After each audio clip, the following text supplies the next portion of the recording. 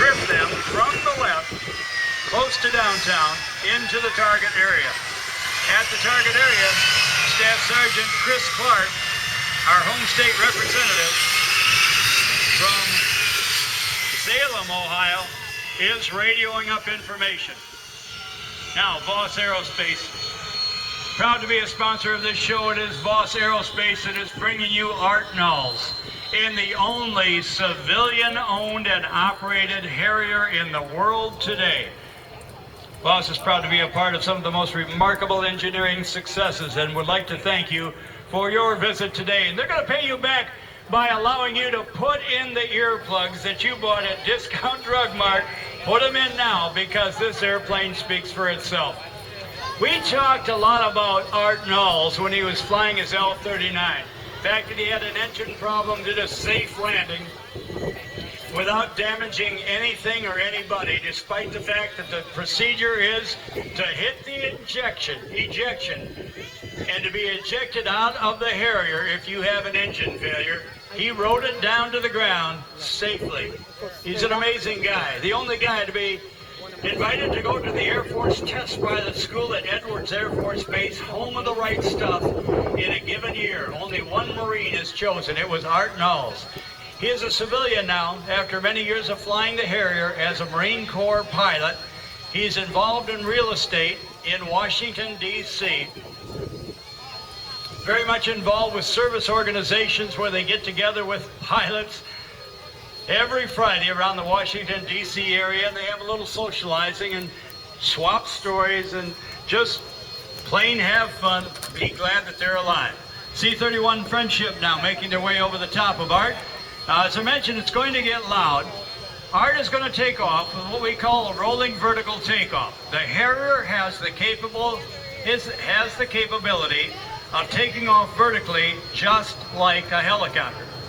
Now, in order to spread the greatest amount of the heat footprint over a greater portion of the runway to avoid damage, he'll do what we call a rolling vertical takeoff.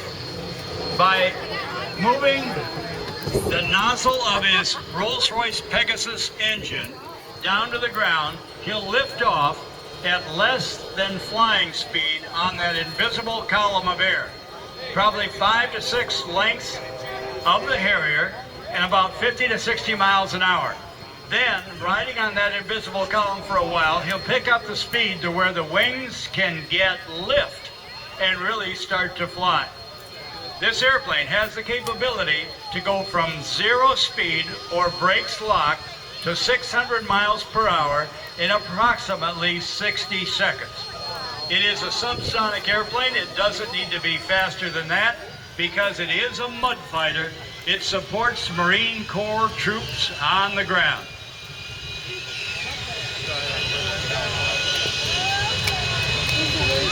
On the takeoff roll, in comes 21,500 pounds of thrust. And on that invisible column of air. Now look at the landing gear. See that twin landing gear out on the wingtip? Also look at the main landing gear. The nose gear and the main gear are attached to the fuselage area. They are in line with one another. That is a tandem gear. Without that outrigger landing strut and the tire, the airplane would simply tip over. We see the same things with the B-52. It has tandem gear down the length of the fuselage, and when they take off and when they land, they rely on that outrigger strut and landing gear to keep the wingtips off of the ground. Both of those airplanes, this Harrier and the B-52, don't actually rotate like many airplanes or like an airliner. They actually levitate off the ground. Because of the configuration of that tandem landing gear, they could not rotate effectively. So it is an upward movement, much like a helicopter.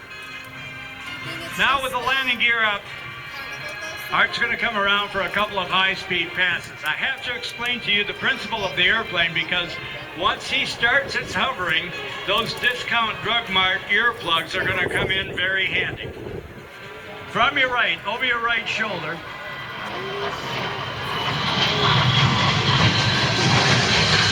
U.S. Army General Norman Schwartz Schwarzkopf said one of the 7 pillars of success in the Gulf War, one of the 7 most important weapons of the Gulf War, one of them was this, the Harrier. And that's a testimony to Marine Corps pilots who are exclusively the only pilots in the United States that fly this airplane in the military. It belongs to them.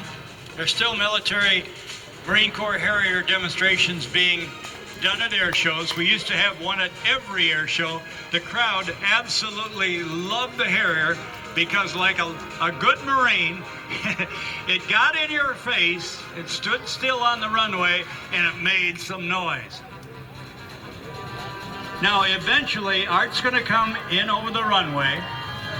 He'll slow the Harrier up. He'll deliberately overshoot a spot on the runway. Then, riding on that invisible column of air, he will deliberately back the Harrier up. He will then rotate the Harrier through the use of bleed air valves out on the wingtips and on the tail of the Harrier.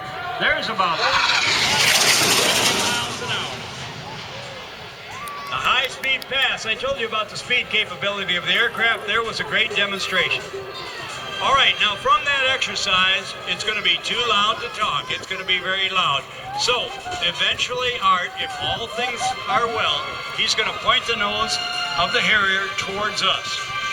Thank you to Voss Aerospace for bringing in this civilian-owned Harrier. Without Voss underwriting the cost of this, Art could not be here. So, from pointing the nose directly towards us, he will eventually rotate the aircraft as if it's on a spindle.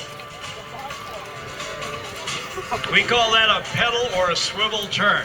He may do a 360-degree turn and eventually point directly towards us. Then, without taking the nose of the airplane off a compass point, he will slide sideways. We call that translating.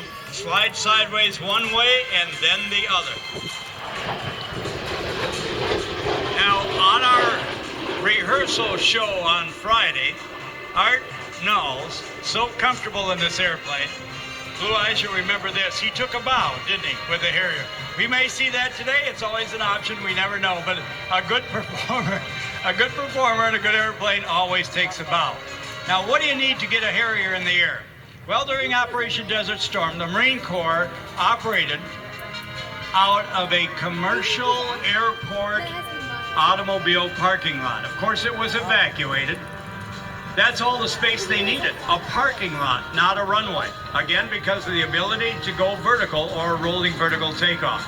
It doesn't need an electrical power cart to start. It doesn't need an air start to start the jet engine, the Rolls-Royce Pegasus engine.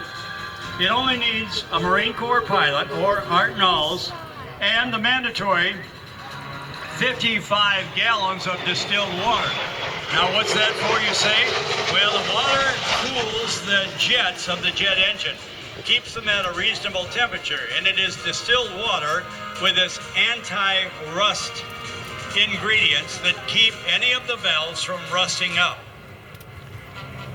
You've got that and some jet fuel, and you've got a Marine pilot ready to go in support of Marine Corps ground troops.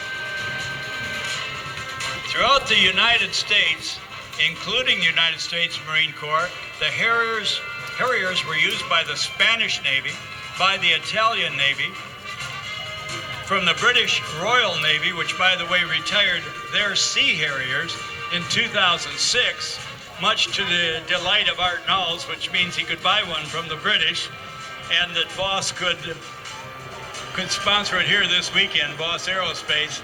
That's how he got it to our shores. It was a British Sea Harrier and not out of the Marine Corps inventory.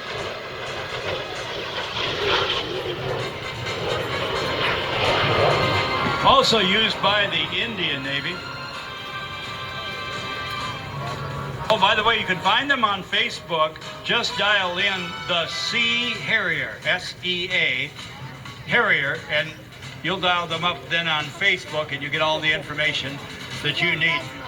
Well, on the fun side, you might remember a motion picture that was a lot of fun. It starred Arnold Schwarzenegger and Jamie Lee Curtis, who got my attention in that movie, Miss Jamie Lee. And it was about a spy who lives a double life. His family doesn't know he's a CIA spy.